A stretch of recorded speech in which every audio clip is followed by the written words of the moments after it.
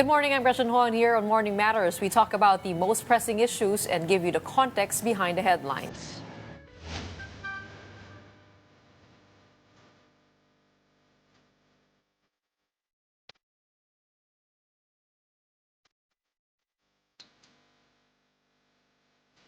Four of the six members of the Liberal Party are now part of the supermajority coalition in Congress, backing the leadership of Speaker Martin Romualdez. Deputy Speaker Representative David Suarez said they are now part of the larger movement for legislative continuity and national stability. According to Suarez, the decision of LP members to align with Romualdez reflects a recognition of the leadership maturity and policy competence. Aside from the LP, the supermajority bloc consists of Lakas CMD, Nacionalista, Nationalist People's Coalition, and Partido Federal ng Pilipinas, among others. Now let's discuss that further with a lawyer and former Deputy Speaker of the House of Representatives and now Liberal Party President Erin Tanyada. Welcome to Morning Matters. Good morning, Gretchen, and to all your viewers at Morning Matters. Wait, Attorney, okay, the House leadership has claimed that majority of the Liberal Party members in the House have joined the supermajority. Number one, is there truth to this? Well, we were surprised by the statement of Deputy Speaker J.J. Suarez because in our last meeting, it was agreed by the members, the incoming members of the 20th Congress, to table the matter for further discussions. That's number one. And number two, to await also the return of Senator-elect Kiko Pangilinan from the United States, who attended the graduation of his daughter. And so we would want to consult him on this matter, on how even in the Senate, how the Liberal Party would position itself. So it is Senator Kiko Pangilinan that you see as the torchbearer for the Liberal Party as of now? Well, right now he is the chairman of the Liberal Party until we have a formal recognition of the new elected members of Congress. And so since we're talking about the 20th Congress and the incoming members of the House and incoming member in the Senate, in our discussions with the incoming members of the 20th Congress in the House, they decided that they would want to wait for the return of Senator Kiko to the Philippines to further discuss how the members of the House will position itself vis-a-vis Kiko's position in the Senate, because as we all know, this is not only a question of the race in the House, but there is also a race in for the Senate presidency, which everyone is also trying to figure out how it's going to go. So it is safe to say that this piece of news caught you off guard? Yes, and because it was very clear in our discussion last week that we would table the matter. It would have been nice if Deputy Speaker Suarez would have mentioned who these four members of Yun the nga Liberal po yung susunod kong tanong kung sino po yung apat, 4 out Kaya of the nga 6. Kaya nga. So, yun, hindi rin namin alam kung sino. That's why sabi namin, baka posturing rin yan dahil we all know that there is a ongoing race on who will be the Speaker of the House of Representatives in the 20th Congress. But looking at possibilities, is that door open? I mean, the possibility of aligning with the supermajority and consequently the administration? Well, we will have to discuss that because, number one, we have to realize that certain principles of our members have to be taken into consideration, and vis-a-vis the needs of our constituents in the legislative districts. So these are serious questions that are being discussed by the members. And the next question, of course, is will we be voting as a block, or we will allow the members to decide based on their conscience on where to go. That's why we decided to table the issue until Senator Kiko returns, so that we have further discussions on the matter. Well, prior to the 2022 elections, of course, we do know that there is a stark difference in values of the current, or between the current administration and also the Liberal Party. But what is the party policy here? Where do you draw the line when it comes to those values that you mentioned, and also the party discipline? Of course, we do know that the Marcos family has a deep, painful history, and the Liberal Party for the longest time has been calling for them to be held accountable for the sins of martial law, for the plunder of the state, and also the spread of disinformation. I mean, where do you draw the line in terms of these alliances? Well, again, we will have to look who is right now going to be the threat, no, to the Filipino people in the coming Congress. And this is how we will have to view it, and try to figure out where would be the best position of the party to promote its agenda. So these are things that we have to discuss. That's why it was a difficult, well, it was not a difficult, it was an interesting discussion among members of the House. I'm not a member of the House, but I was trying to facilitate the meeting, and at the end of the meeting, everyone decided, let's wait also for Senator Kiko to return, because it also affects his position in the Senate on how he would position himself.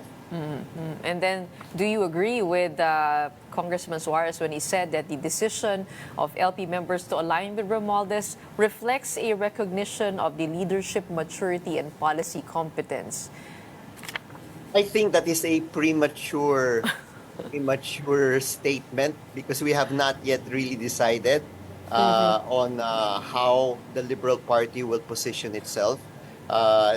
That's why we'll have to wait, no? Anyway, may 3 araw pa naman ang 19th Congress. June 2, June 3, June 4. And then that's the end of the 19th Congress. And I'm sure pagdating ng June 5, kanya-kanyang posisyonan na yan kung saan sila sasama o hindi sasama. When you say that your decision will reflect the agenda of the Liberal Party, is that within the purview of the 2028 elections upcoming with 3 years left? And of course, pag sinabi niyo pong threat, who will be a threat to the people, medyo malawak po yun eh. What does that we will mean? have to see. We will have to see, Gretchen, dahil kailangan makita natin ano ba yung mga polisiya na i-implement ng kasalukuyang administrasyon rin sa remaining 3 years, no? Yan ba'y makakatulong at aligned ba yan sa position ng Liberal Party, no? Dahil ito yung magiging giya namin kung paano namin haharapin itong sabihin natin, itong masalimuot na yugto ng huling 3 taon ng administrasyon ni Bongbong Marcos. Is it possible to have a more independent stance though? I mean, with things. Naalala ko kasi I had Senator Kiko here, tapos sinabi niya, I'm not sure, or si Attorney Shell Jokno, parang sinabi niya na issue position sila. Pati si former Senator Laila de Lima, ganun Yes. ang naging stance eh. Is there a possibility of that continuing further, or to be able to strengthen your bid for 2028?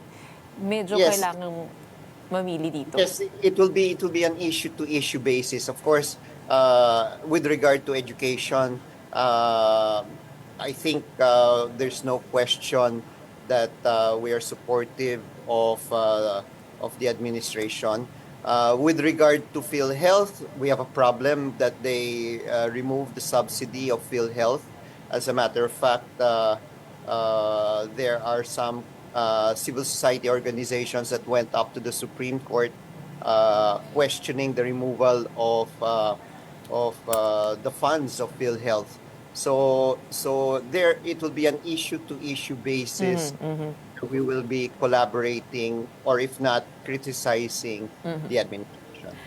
But just to wrap up this conversation about joining the supermajority, has anybody reached out to you or to Senator Kiko for those alliances to happen? Well, in the Senate, I wouldn't know, because the people that would be reaching out to the senators elect are those who are interested in becoming the Senate president. In the House, I would confirm that Speaker Romualdez has been reaching out to members of Congress, no, from whatever party, and we are not immune to that. We've received calls from the Speaker's office, but we've told the Speaker that we're continuing to discuss the matter, and he will know when we are ready to take any position on the issue. Okay, Senator Risa Ontiveros has said she is open to the possibility of running in 2028. Has that been discussed within the Liberal Party? Of course, she is technically with Akbayan as her party, but is there any kind of discussion with her possibly joining forces with the Liberal Party? Wala pa, masyadong premature, kasi ang kailangan pag-usapan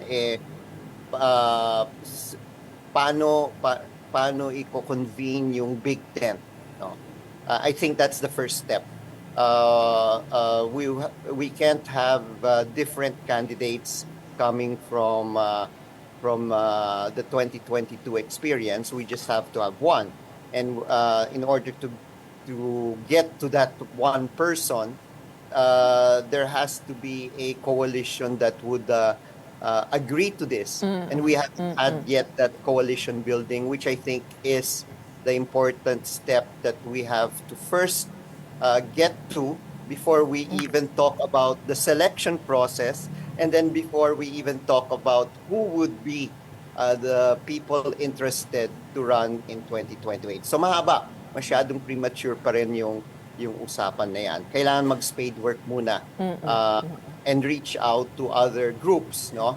Para to build the trust. Kailangan may trust building muna and good faith in order to continue with the process. Congressman, just very, very curious to know, have you already reflected on what happened with the midterm elections and this seemingly resurgence of members of the political party? What do you attribute the success to? Tingin niyo po ba dahil po yan sa youth vote? And meron ba talagang youth vote kayo nakikita? Kasi noong 2016 and 2022, didn't they also vote for Duterte and for Marcos? I mean, ano yung mga learnings ninyo from this election that you'd take to the next? Well, right now we're still studying and crunching the numbers, no? Because it is important. What we have is 2019 experience and 2022 experience where the university votes did not reflect what the youth votes actually delivered. Now, the question will be, did the youth really come out to vote? And what is difficult here is that the COMELEC numbers do not reflect yet the age group that voted for whom, and this is the problematic area. How do we now determine if actually it was the youth vote that carried the day? Kasi ang ballots hindi naman nakalagay kung anong taon yung bumoto eh. Kaya ito yung mahirap at sinisikap naming mapag-aralan ng gusto para malaman namin kung paano nakakuha ng malaking boto si Bam Aquino para maging number 2, or even si Kiko Pangilinan, who was doing number 16 or 17 and jumped all the way to number 5. Do you think the TikTok content helped tremendously with your bid? I think it has something to do also with TikTok or any other social media program dahil alam naman natin, Gretchen, ang tawag ngayon sa generation na ito ay swipe generation. And mabilis sila mag-swipe sa kahit anong reel. Ang importante dito makakuha ng magandang opening to let them stop for at least 5 seconds in order to view whatever you're pushing in whatever social media platform. Kaya ito yung kailangan mapag-aralan ng husto. Si Senator Bam Aquino has the Liberal Party adopted him. We know he ran under another party, yung Katipunan ng Nagkakaisang Pilipino. Pero he is officially adopted by the LP, tama ba?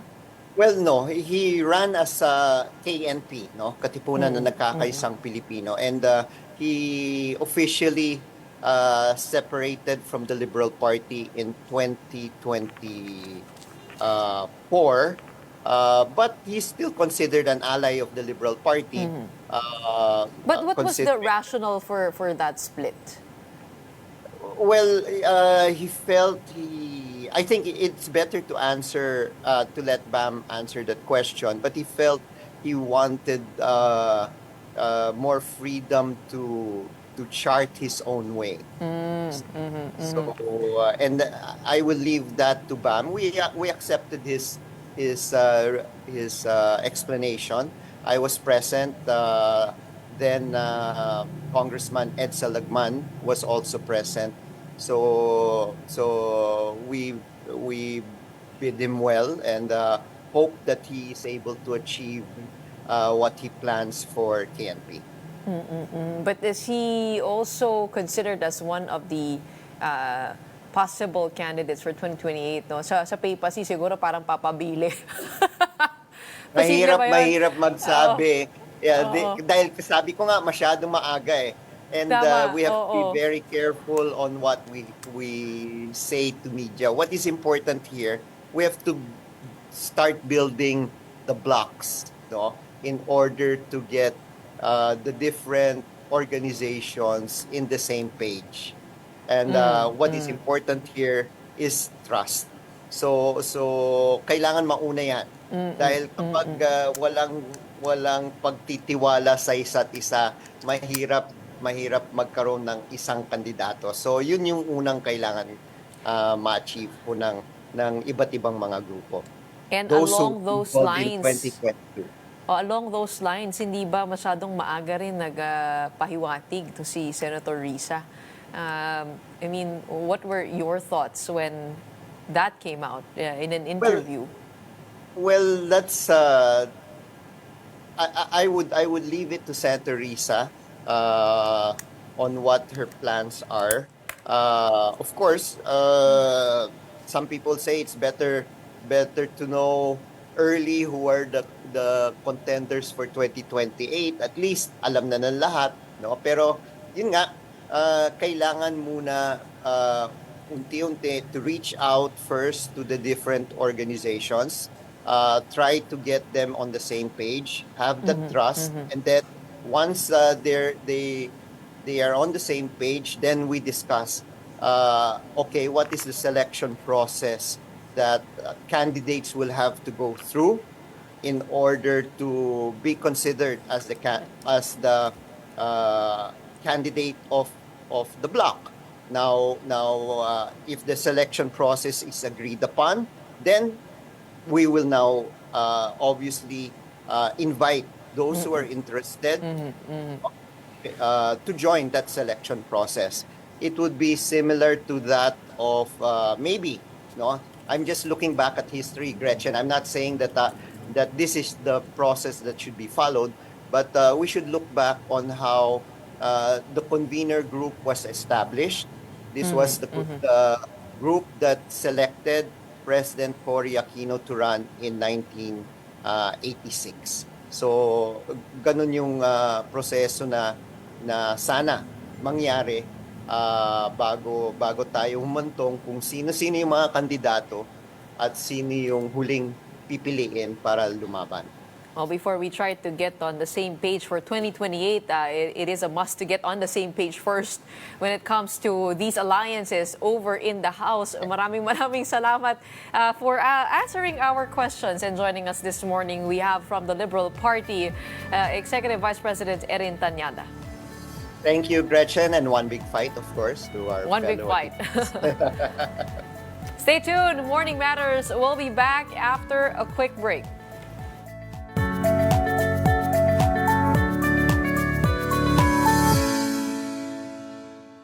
Welcome back. You're still watching Morning Matters here on One News. Outgoing Senator Bong Revilla will file cyber libel charges against individuals who purportedly spread fake news against him. According to his camp, this was likely the reason for his loss in his senatorial re-election bid this 2025. Lawyer Raymond Fortun specifically mentioned false information about the Sandigan Bayan ruling on the PDAF plunder case against Revilla. Fortun said Revilla has decided to defend his and his family's reputation by exercising legal remedies against fake news. The OFW party list has asked the Supreme Court to review part of the seat allocations for the 20th Congress. They argue that more groups should be included beyond the 54 proclaimed winners and propose increasing the total to 64 seats. Ranked 59th, the group said this would ensure fair representation for marginalized sectors like OFWs and seafarers. Meanwhile, Vice Mayor-elect Harold Respicio filed a petition challenging COMELEC's suspension of his proclamation, while the Makabayan bloc pushed for a congressional probe into alleged election irregularities. COMELEC said it will follow any Supreme Court directive. Ang OFW hindi po titigil, lalaban hanggang dulo dahil alam ko na panalo po ang OFW party list. Ang laban po ito sa mga laylayan. Sana po yung mga nagre-represent, totoo namang nagre-represent. Ang dami pong party list, nakita namin, hindi ko alam kung sino-sino itong mga to nanalo. Anong sektor nanalo? To get COMELEC's reactions for these petitions, we have on the show today Chairman George Garcia. Good morning. Welcome to Morning Matters. Good morning, Ma'am Gretchen. Good morning to all the televiewers. Okay, Chairman, unahin po natin itong mga balitang binasa ko lang. Si Senator Bong Revilla will file against the trolls that spread fake news on the PDAF. Would that do anything to reverse the results, or is that just moot? Well, on the part of the Commission on Elections, surely after the proclamation of the winning candidates, we can no longer entertain disqualification cases, because we can only do that if there is a pending disqualification case prior to the election and even prior to the proclamation of the winning candidates. If there is any other case that can be filed after the proclamation, then it can only be an election offense. However, we do not want to foreclose any other remedy that may be availed of by a candidate who wanted to at least find out what really happened during the election. So kung yung ipapile po ay tungkol sa mga misinformation, disinformation, or fake news, or cyber libel. Cyber libel is a crime by itself under the revised penal code and under special law. And at the same time, because we have what we call as a resolution on the use of social media, artificial intelligence, and such other platforms, then that can also be a ground for an election offense to be filed before the Commission on Elections. So ito po ay so hindi na pwede ma-disqualify is what you're saying.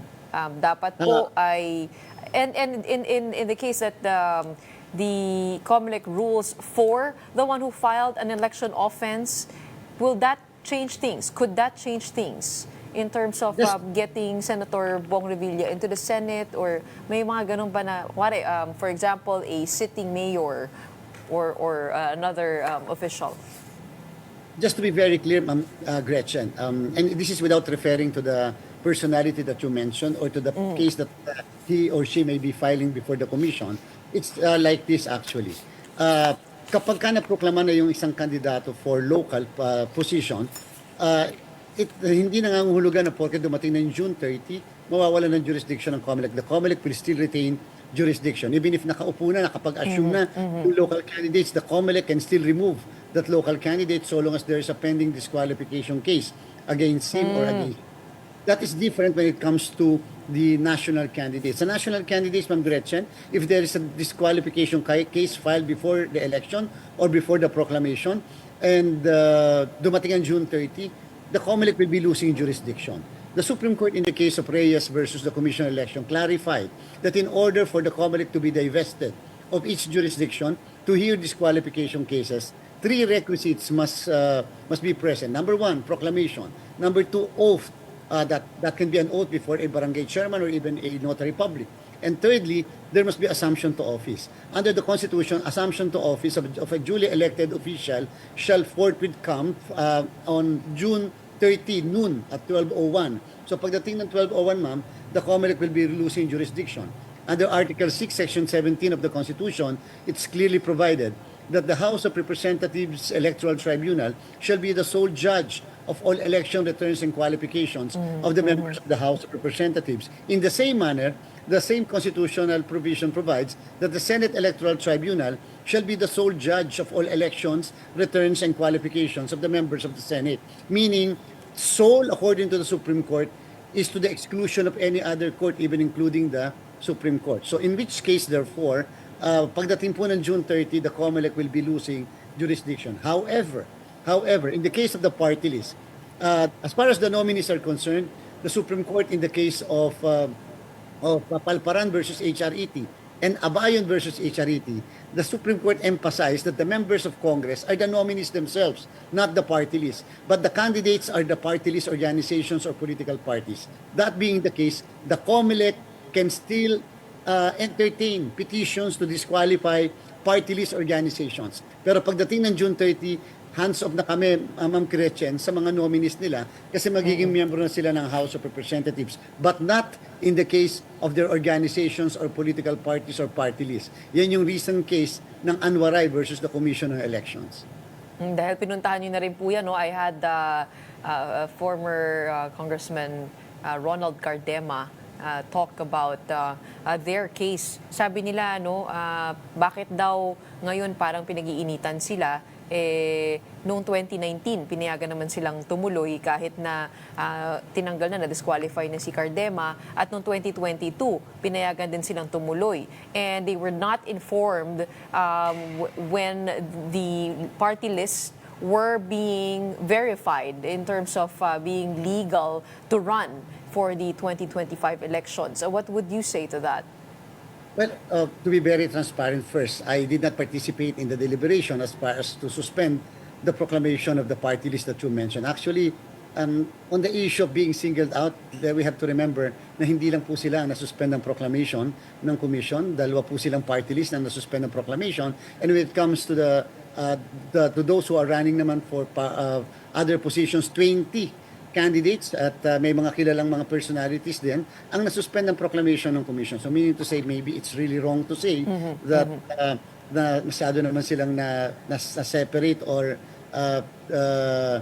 na-prejudice nitong action ng commission. So again, pero Chairman, pero hindi po ba yung kaso ni Ronald Cardema ay hiwalay doon sa registration ng kanyang partido? Ibig sabihin kung ano yung actions ni Cardema, he does it as an individual. I mean, should that be separate?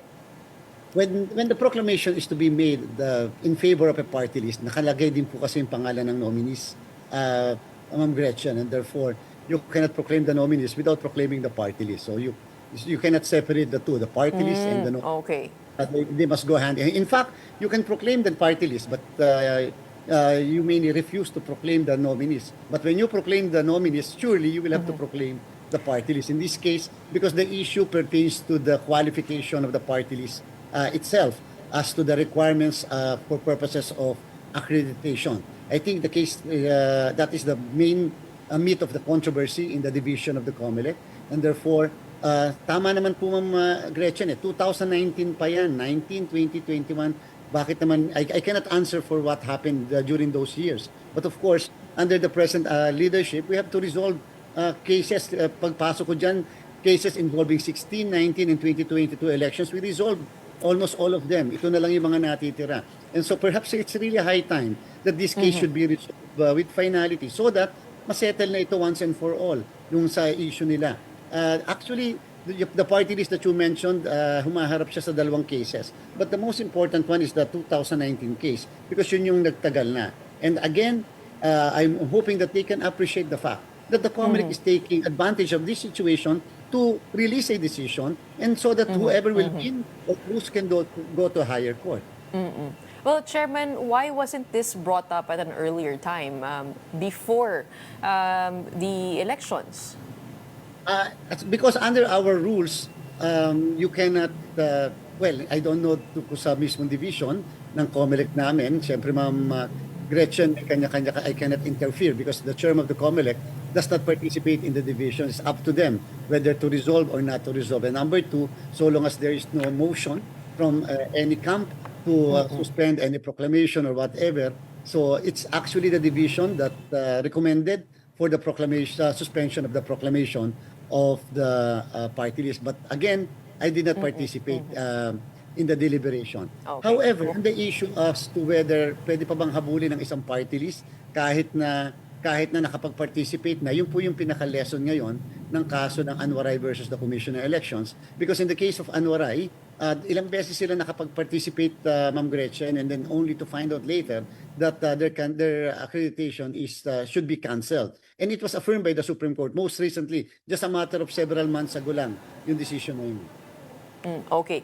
Mukhang mahaba-habang discussion pa yan, no? But we'll leave it to the courts. No? Let's go to former President Rodrigo Duterte, who is in The Hague. DILG Secretary John Vic Remulla said that although he will ask for permission from the ICC for him to be able to take his oath, ang sabi din niya, there is no working from home. Work from Hague pala. There will be no work from Hague arrangement.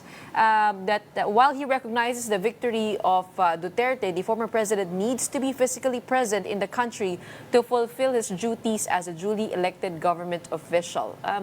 What does the law say?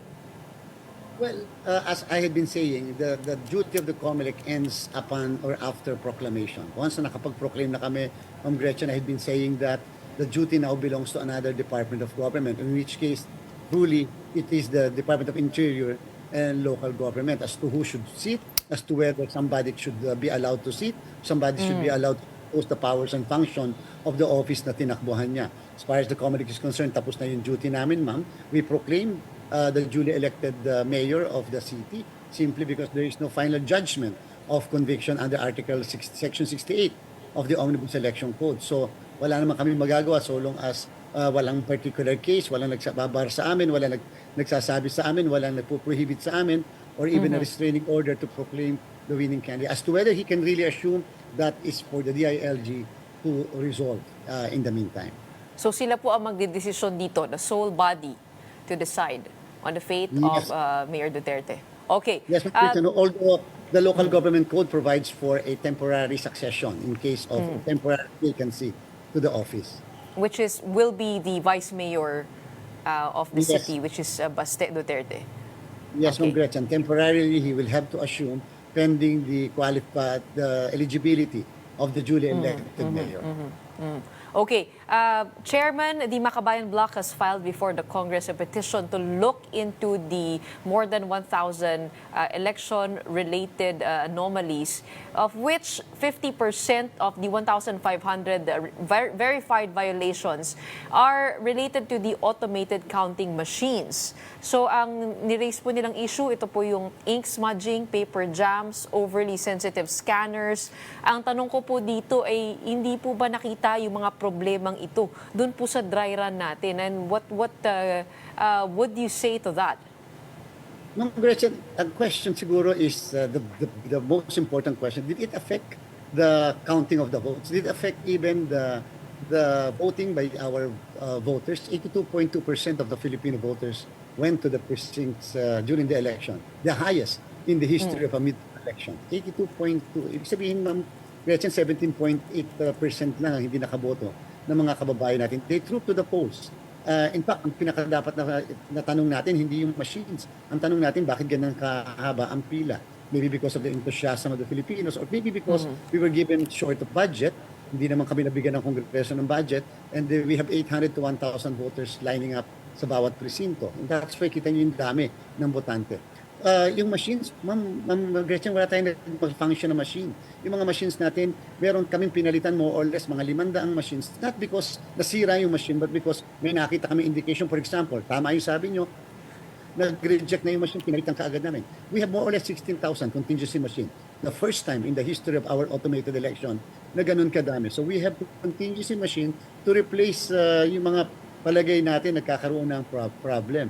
Pero yung sinasabi nila na merong smudging, yung manipis yung papel, it did not affect the results of the election. Yung sinasabi nilang overvoting, that's overvoting, hindi siya tao.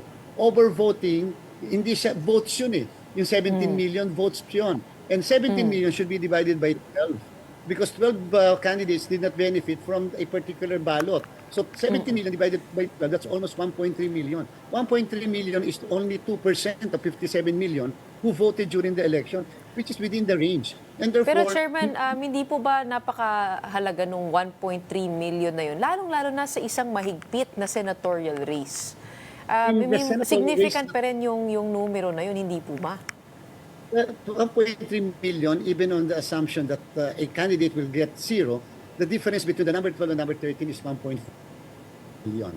So mukhang napaka-impossible naman na yung number 12 ay makakakuha ng 0 doon sa 1.3 million na mga botante na nag-overvote. And Ma'am Gretchen, it's not the fault of the machine that the voters had overvoted.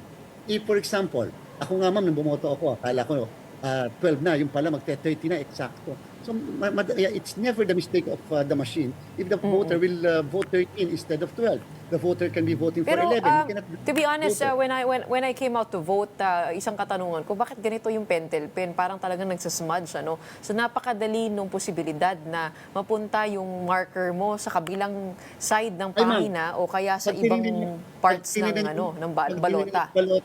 Pag tinignan yung balota sa likod, wala siyang eksaktong pangalan ng isang kandidato o party list na katapat eksakto ng mismong kandidato. We made sure of that.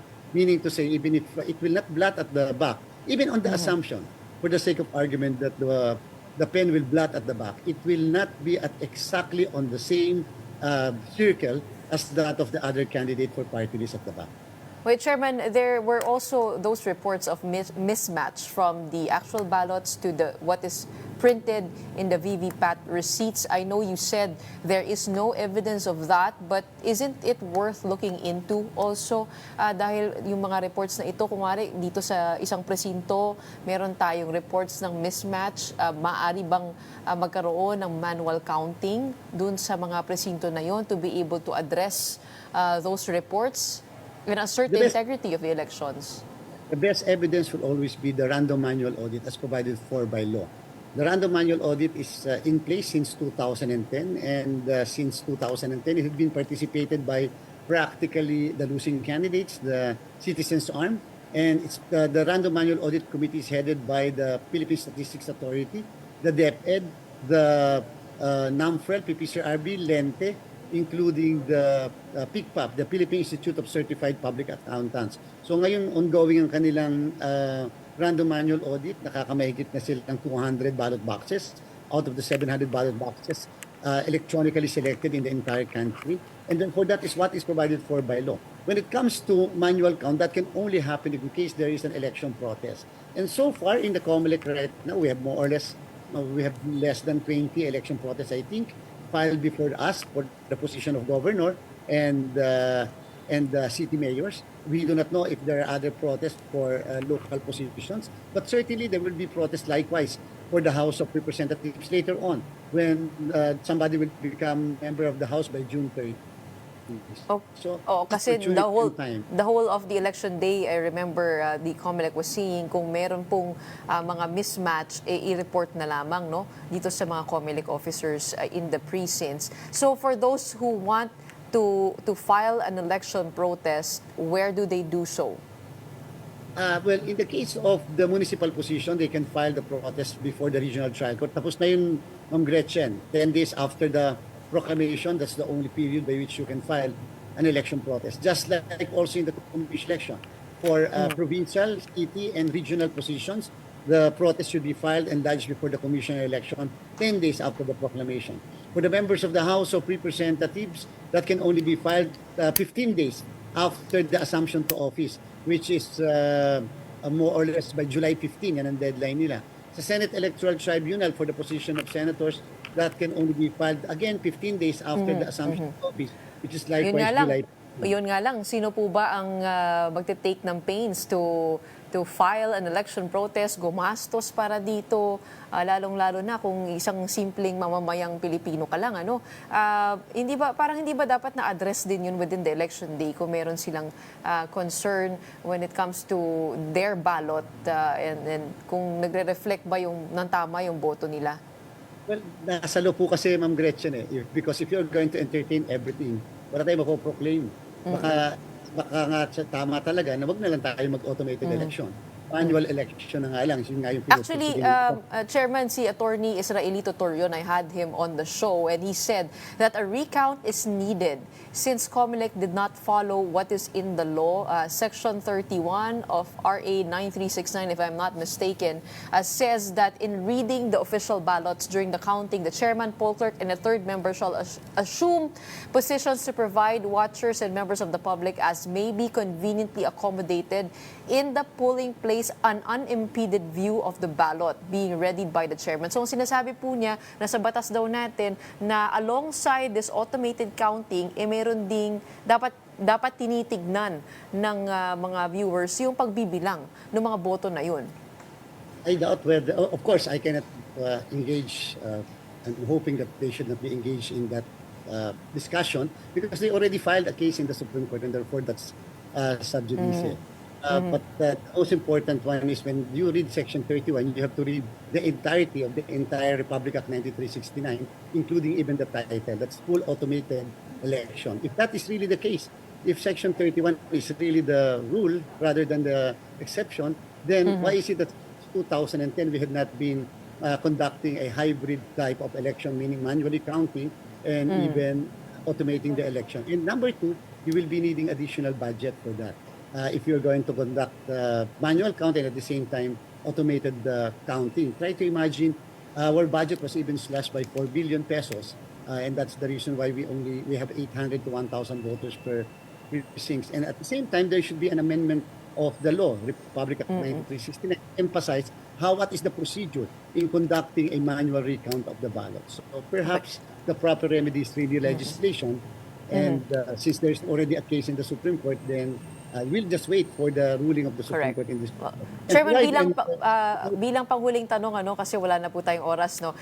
What is your learning when it comes to online voting? There was a low turnout abroad, about 7.19% in North and Latin America, 24.15% in Asia Pacific, lower than the 34.88%. Ano po mga learnings natin doon? Hindi po ba naging effective yung ganitong klaseng system?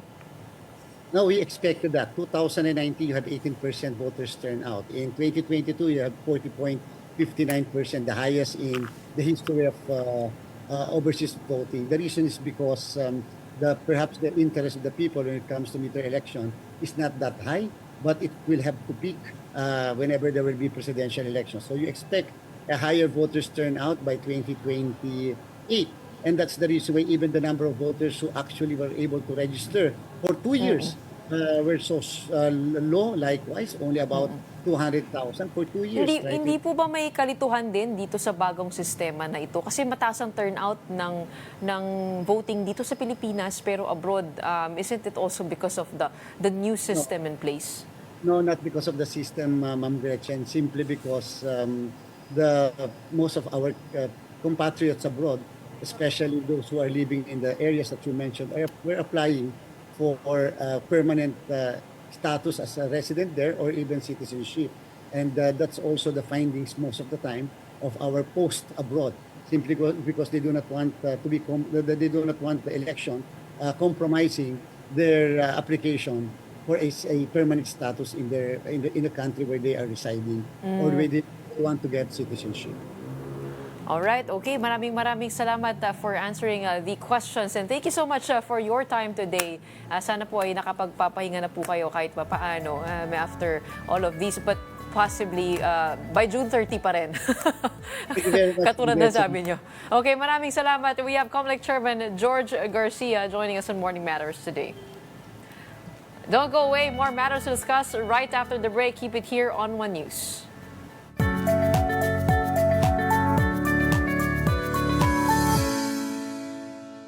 Welcome back. You're still watching Morning Matters here on One News. Violators of the No Contact Apprehension Policy, or NCAP, climb to more than 1,000 as of Monday. Registered owners of the vehicles involved will receive citation tickets via the registered mail. The MMDA, though, is still working with telcos, so violators could be advised via text as well. The agency is also working on fixing the app where motorists can immediately check violations. Authorities have defended NCAP against accusation of just being a mere money-making venture. Wala po kami sa business ng panghuhuli. Ang panghuhuli po namin ay para po sa disiplina ng ating mga kababayan na dapat po sumunod sila sa traffic rules, for safety, and para po walang chaos sa kalsada. Meanwhile, the MMDA has warned motorists about a fake website claiming to let users check traffic violations under the No Contact Apprehension Program, or NCAP. The agency stressed that the link is not official and urged the public not to share or use the fake website. The MMDA added that an official NCAP website is still being organized and advised against entering plate numbers on unverified sites to avoid confusion or data misuse. For now, drivers are advised to rely only on official MMDA announcements and channels. Well, our wish for you today is that you don't have a violation yet on the second day of the NCAP implementation. Meanwhile, that wraps up today's episode of Morning Matters. We hope we've given you the right start to your morning. Let's go ahead and make the day matter. My name is Gretchen Ho. We are One News, all sides, all the time.